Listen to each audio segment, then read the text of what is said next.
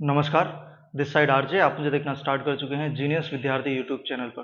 दोस्तों, आज की इस वीडियो में हम बात करने जा रहे हैं अपकमिंग पटवार भर्ती के अंदर क्या सिलेबस रह सकता है।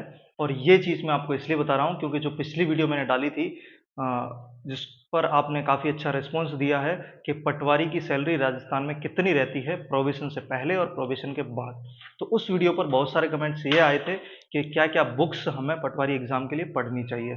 लेकिन दोस्त, बुक्स पता होने से पहले कि कौन सी बुक्स पढ़नी चाहिए, उससे पहले हमें सिलेबस ज़रूर पता होना चाहिए कि क्या सिलेबस रह सकता है, पिछली बार क्या रहा था, कितना वेटेज किस सब्जेक्ट का रहता है। तभी उसी आधार पर हमें बुक चूज़ करनी चाहिए कि किस सब्जेक्ट से कितने डेप्थ में और कितना वेटेज में क्वेश्चंस पूछे जा सकते हैं। तो उसके आधार पर अगर आप बुक्स चूज़ करेंगे तो वो ज़्यादा आपको बेटर रिजल्ट्स प्रोड्यूस करके देने वाली हैं। तो इस वीडियो में हम सिलेबस पर बात कर रहे हैं और नेक्स्ट वीडियो में बुक्स पर बात करने वाले हैं। तो दोस्त, जैसा कि आप सीईटी एग्ज़ाम दे चुके हैं और आई होप आप सब लोगों के 40% बन रहे होंगे, और अगर आप ये वीडियो देख रहे हैं तो ऑब्वियसली आपके 40% बन चुके होंगे। एक चीज़ तो आपको क्लियरली सीईटी एग्ज़ाम से समझ आ चुकी होगी कि बिना पढ़े 40% तक ही पहुंचा जा सकता है या फिर वहां तक भी नहीं पहुंचा जा सकता।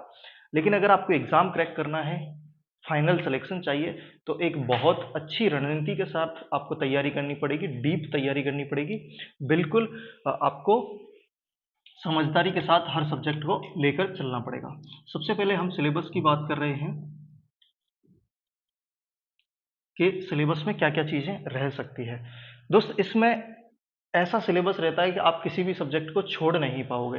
पिछली बार का भी बता दूंगा और अपकमिंग भी बता दूंगा, ठीक है। जैसा कि सीईटी में इस तरीके के मेरे पास कमेंट्स आए थे कि क्या मैं मैथ्स छोड़ करके पास हो सकता हूँ, क्या मैं इंग्लिश छोड़ करके पास हो सकता हूँ, मैं कंप्यूटर को बिल्कुल भी नहीं पढ़ रहा हूँ। लेकिन इस सिलेबस में जो भी आपके पास सब्जेक्ट्स रहने वाले हैं उसमें से आप छोड़ कुछ भी नहीं सकते हैं। तो आप ये मान करके चलिए कि जो लोग ये सोच रहे हैं कि मैं 50 मतलब जीके के बेसिस पर सिलेक्शन ले लूँगा, तो वो ये गलतफहमी निकाल दें बिल्कुल भी। क्योंकि 50% रहने वाला है आपका जीके जीएस वाला पार्ट, और 50% आपका रहने वाला है other than GK. Other than GK ये थोड़ा बहुत ऊपर नीचे हो सकता है, लेकिन लगभग 50% के आसपास रहने वाला है। यानी कि जो जीके के अलावा पार्ट रहेगा वो 50% रहेगा, जिसके अंदर आपके मैथ्स रहने वाली है, हिंदी और इंग्लिश रहने वाली है, कंप्यूटर यहाँ पर आपका रहने वाला है, और मैथ्स में ही आप ये रीजनिंग ऐड कर लीजिए।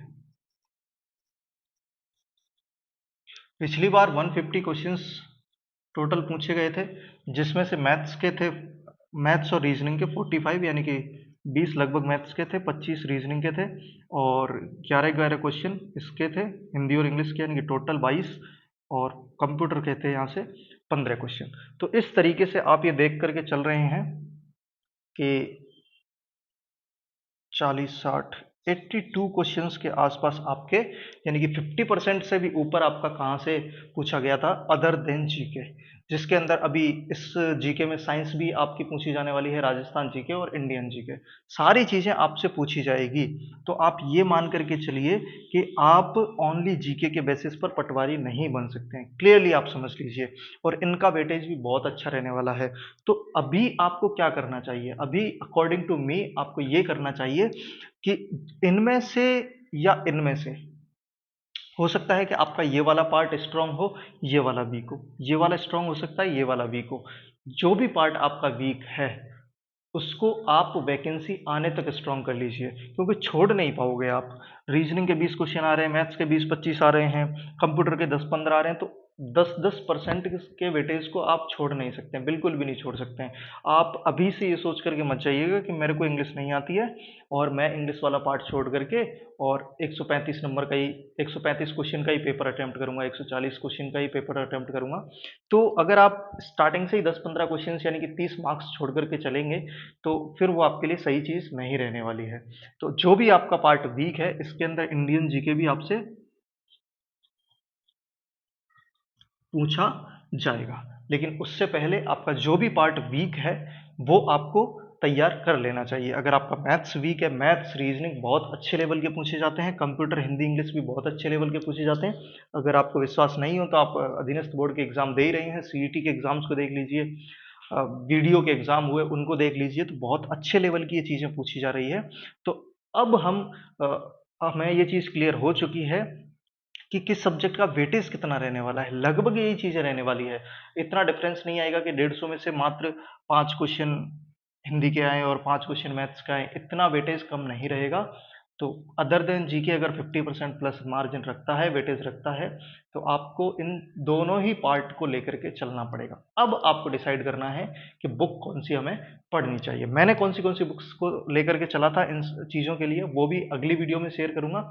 लेकिन अगर आपको अभी तक बिल्कुल भी आइडिया नहीं था कि किस तरीके से सिलेबस रहने वाला है, क्या चीज़ें हमसे पूछी जा सकती है, तो आई होप अब आपको क्लियर हो चुका होगा कि अगर आप सोच रहे थे कि जीके पढ़ कर के मैं कुछ कर लूँगा, पटवारी बन जाऊँगा, तो वो पॉसिबल नहीं है, क्योंकि मैथ्स से और ये सारी चीज़ों की ज़रूरत भी आपको फील्ड में आगे पढ़ने वाली है।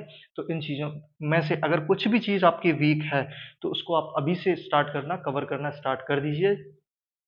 ये 5 सब्जेक्ट आपके सामने हैं, पाँचों सब्जेक्ट्स का अच्छा वेटेज है, ये सारी चीज़ें ये आपके क्लियर होनी चाहिए और ये ऐसा पार्ट है जो आपको 100% श्योरिटी देता है, सही और गलत में। हिंदी को छोड़ दीजिए, बाकी मैथ्स में आप 100% श्योर होते हैं, कंप्यूटर में होते हैं, रीजनिंग में होते हैं, अगर आपने ठीक-ठाक पढ़ रखी है तो इंग्लिश में भी हो जाते हैं। तो ये ऐसा पार्ट है जिसमें आपको 100% श्योरिटी मिलती है कि अगर आपको कंसेप्ट आते हैं तो आप सवाल को कर ले जाएँगे।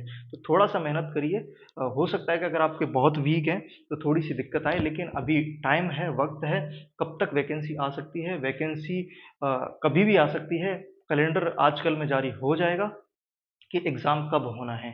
लेकिन फिर भी 7-8 महीने बाद ही होगा, जुलाई-अगस्त में एग्ज़ाम हमें देखने को मिल सकता है। तो जब तक वैकेंसी आ रही है, अपने जो वीक हैंड्स हैं, उनको आप कवर करके चलिए। अगली वीडियो में हम बात करेंगे कि किन-किन बुक्स को आप लेकर के चलेंगे, तो बेटर रिज़ल्ट्स आपको मिल सकते हैं। वीडियो पसंद आए, वीडियो को लाइक करें, चैनल पर नए मेहमान हो, चैनल को सब्सक्राइब ज़रूर करिए। जो भी आपके सुझाव या प्रश्न हैं, वो कमेंट बॉक्स में रख दीजिए। मैं मिलूँगा आपसे अगली वीडियो में। Thank you so much.